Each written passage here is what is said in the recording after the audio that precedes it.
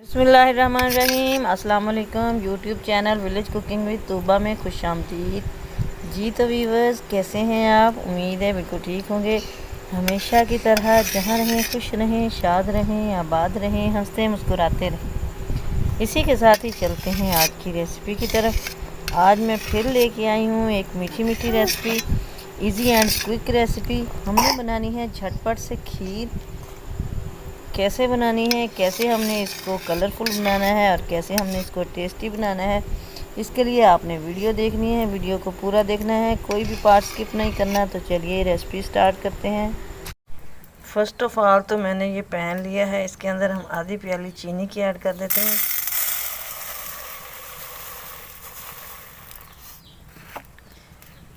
इसको मैं चूल्हे पे रख देती हूँ। चीनी को हमने करमलाइज करना है। ये शुगर हमारी करमलाइज हो रही है, कलर चेंज हो रहा है और मेल्ट हो रही है। ये शुगर का कैरेमल हमारा रेडी हो चुका है। इसको हम साइड पे कर देते हैं। ये पतीले में मैंने 1 किलो दूध लिया है, चूल्हे पे चढ़ा दिया है। दूध गर्म हो रहा है, बॉयल होने के करीब ही है। इसके अंदर डाल देते हैं 3 सब्ज़ इलायची। अब दूध को हम बॉयल होने का थोड़ी देर वेट करते हैं। ये दूध हमारा माशाल्लाह बॉयल हो चुका है। इसके अंदर मैं डाल देती हूँ चावल का आटा। आधी प्याली मैंने चावल का आटा बना के रखा हुआ है।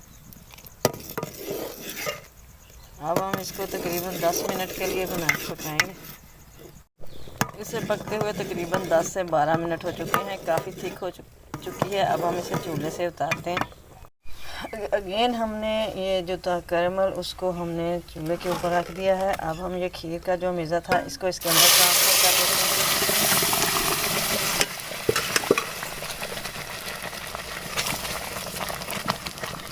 माशाल्लाह काफ़ी खूबसूरत कलर होता जा रहा है इसका।